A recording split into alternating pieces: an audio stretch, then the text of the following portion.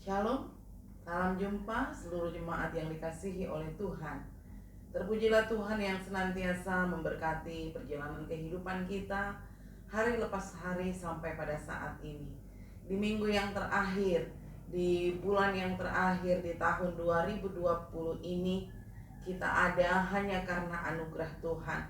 Dan kita bersyukur bahwa kita masih diberikan nafas hidup oleh Tuhan.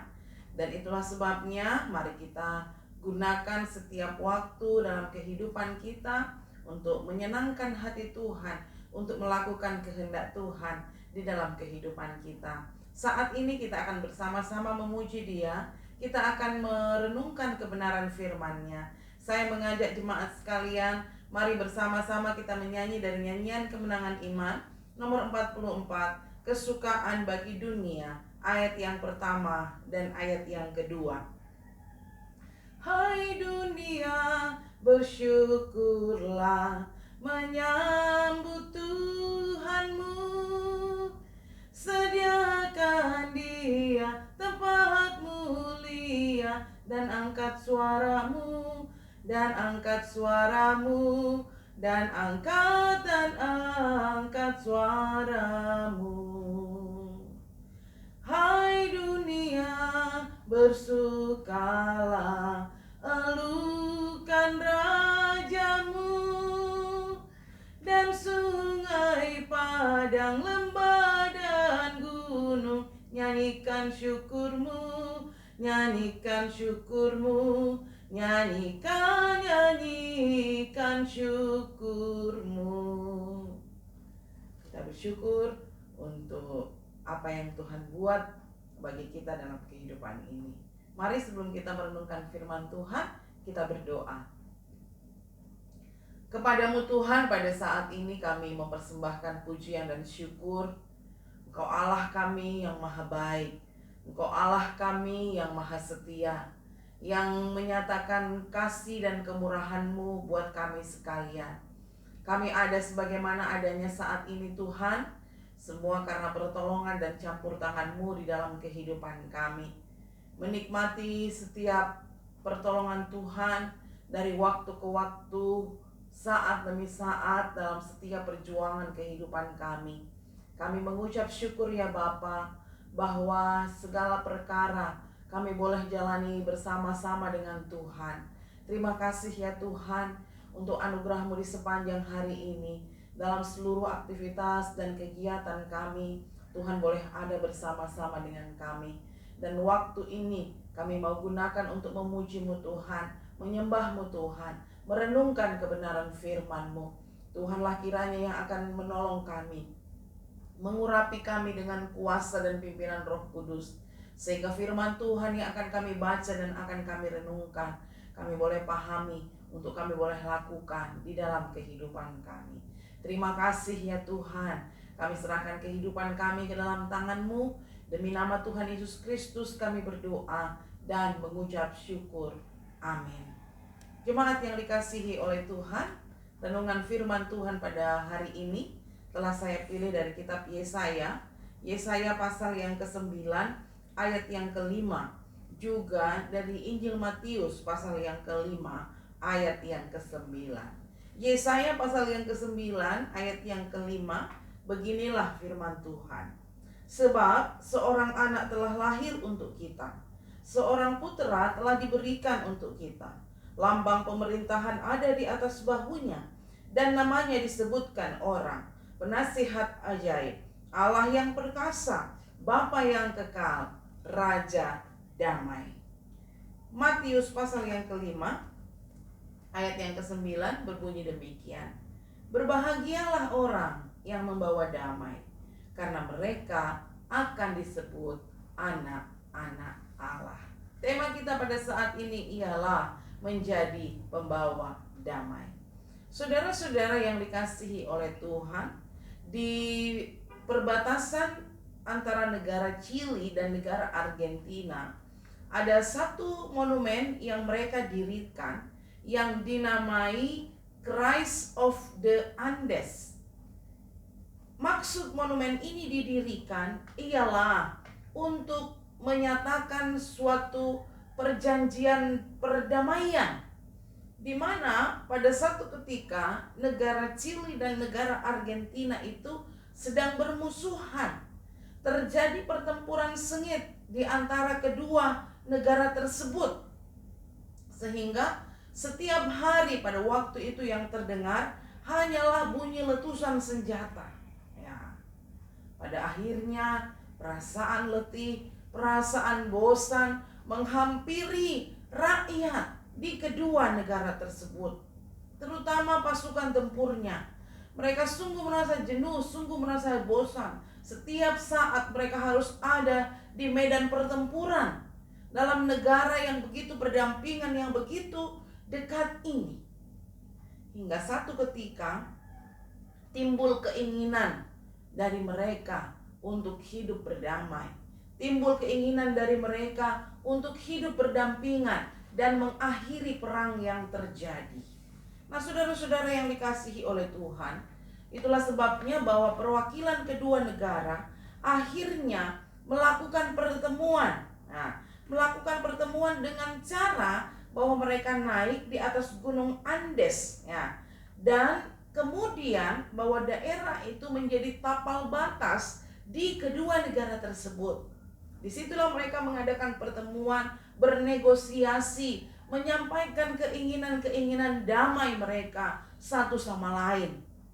Dan pada dasarnya mereka ingin hidup damai. Mereka tidak mau ada dalam pertempuran atau dalam pertikaian. Nah, untuk mewujudkan atau untuk mengenang kegiatan tersebut atau hal tersebut, mereka memutuskan untuk menulis atau untuk mendirikan sebuah patung Kristus yang besar di atas gunung Andes. Ya, mungkin ini kurang lebih seperti yang ada di atas gunung Boracay. Tetapi bahwa tujuan mereka mendirikan ini menjadi sebuah peringatan, perjanjian damai. Dan di bagian bawah patung itu dituliskan sebuah kalimat. Ya, kalimatnya berbunyi seperti ini, bahwa dengan segera gunung ini akan menjadi remuk, akan menjadi abu, menjadi debu ketika Argentina dan Chili melanggar perjanjian damai di kaki Kristus Sang Penebus. Wow, sungguh luar biasa. Dan di samping kiri kanan dari patung tersebut terdapat bendera dari negara Argentina dan juga negara Chili. Nah, Gunung Andes sendiri mencapai ketinggian 4.200 meter di atas permukaan laut. Itu menjadi saksi bisu terjadinya perdamaian antara negara Chili dan juga negara Argentina. Dan terbukti bahwa sampai hari ini mereka masih hidup berdampingan, mereka masih hidup dalam perdamaian. Menjadi sebuah kesaksian yang indah bagi seluruh dunia. Saudara-saudara yang dikasihi oleh Tuhan, peristiwa yang terjadi di Chili dan juga di Argentina mengingatkan kita akan peristiwa Natal. Bahwa berabad-abad sebelum Natal, Yesaya telah menubuatkan tentang kelahiran seorang Raja Damai yang akan memberikan pemulihan, yang akan memberikan kelepasan, bahkan yang akan membuka jalan pendamaian dalam kehidupan manusia. Jalan pendamaian antara manusia dengan Allah, manusia yang berdosa, manusia yang berada di bawah belenggu dosa, didamaikan dengan Allah pencipta yang suci, yang kudus, dan yang mulia. Kelahiran Kristus menjadi jalan pendamaian. Yesus datang untuk membawa damai. Dan kelahiran Kristus sebagai Raja Damai membawa dua dimensi kedamaian dalam kehidupan manusia. Yang pertama ialah bahwa perdamaian antara manusia dengan Tuhan, seperti yang saya sebutkan tadi. Dan yang kedua ialah pendamaian atau perdamaian antara manusia dengan sesama. Setiap orang yang menerima Yesus sebagai Tuhan dan Juru Selamatnya, otomatis hidupnya, dirinya berdamai dengan Tuhan. Dan setiap orang yang sudah berdamai dengan Tuhan berkewajiban membawa damai itu kepada orang lain, berkewajiban menjadi pembawa damai di dalam kehidupannya. Dia tidak menikmati damai itu sendiri dengan Tuhannya, tetapi dikatakan bahwa dia pun harus membawa damai di dalam hidupnya. Itulah sebabnya dalam pengajaran Tuhan Yesus dalam khotbahnya di bukit, Tuhan Yesus berkata bahwa berbahagialah mereka, berbahagialah orang yang membawa damai, karena mereka akan disebut anak-anak Allah. Hari ini kita masih dalam suasana memperingati hari kelahiran Tuhan Yesus. Kita diingatkan kembali tentang karya Kristus, dan kita diingatkan kembali tentang tugas kita, tentang tanggung jawab kita sebagai orang yang telah diperdamaikan dengan Tuhan. Kita pun harus menjadi pembawa damai dalam kehidupan kita, dalam keluarga, dalam persekutuan, dalam pelayanan, dalam lingkungan kita, dalam tempat kerja kita.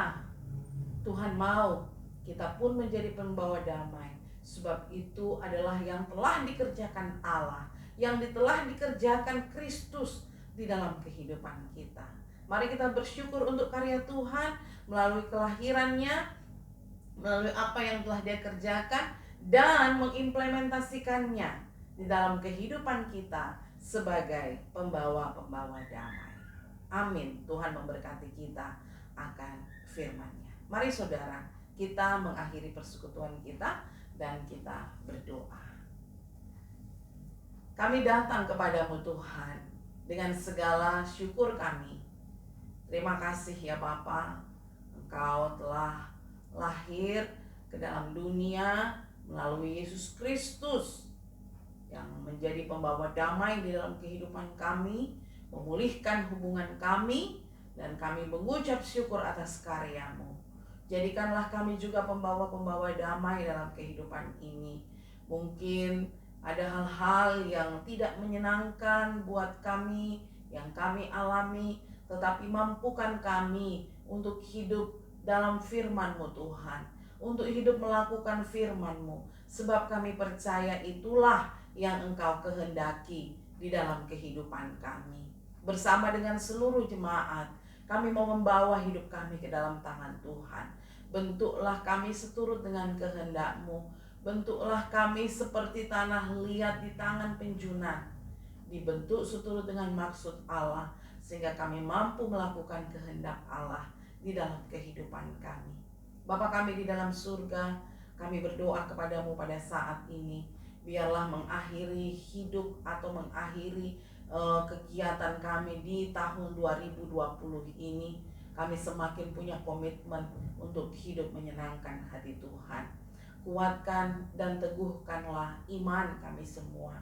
Tuhan akan menolong seluruh jemaat Tuhan, memberkati mereka dalam setiap perjalanan hidup mereka, dalam kehidupan pribadi, dalam rumah tangga, dalam pergaulan, dan dalam pelayanan kami bersama-sama. Mampukanlah kami melakukan tanggung jawab kami dengan baik, dengan takut kepada Tuhan.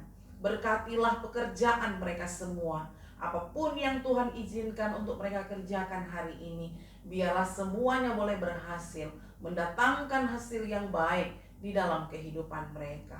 Yang masih terus berjuang untuk mencari lapangan pekerjaan, biarlah Tuhan buka jalan dan kesempatan, sehingga ke depan mereka pun boleh mendapatkan lapangan pekerjaan di dalam kehidupan mereka. Bagi jemaat Tuhan yang sakit, mohon jamahan-Mu dan lawatan-Mu bagi mereka semua, sehingga mereka boleh mendapatkan kekuatan dan kesembuhan dengan pertolongan Tuhan. Kami juga berdoa untuk pelayanan kami. Terima kasih bahwa sampai pada saat ini kami masih diberi kesempatan untuk melayani Tuhan. Biarlah Tuhan terus memberikan kami kerinduan yang besar, yang dalam, untuk semakin setia melayani Tuhan. Bahkan kami berdoa untuk kegiatan pembangunan yang ada, Tuhan akan memberkati, Tuhan akan menolong supaya terus boleh berjalan dengan baik. Kerinduan dan harapan kami bahwa pembangunan ini selesai tepat pada waktunya, dan kami boleh lebih leluasa lagi untuk memuji dan memuliakan nama Tuhan. Kami serahkan kehidupan kami. Engkau yang dimuliakan, Engkau yang bertahta di atas segala pujian, penyembahan, segala aktivitas kehidupan kami Kami percayakan kepadamu Tuhan, Tuhan yang akan memimpin dan menolong kami. Terima kasih Bapa. Kami datang berserah, kami datang mengucap syukur kepadamu. Di dalam nama Tuhan Yesus Kristus, Sang Pembawa damai itu. Amin. Demikianlah persekutuan kita pada saat ini. Tuhan akan memberkati kita bersama dan menolong kita dalam menjalani hari-hari hidup kita. Shalom.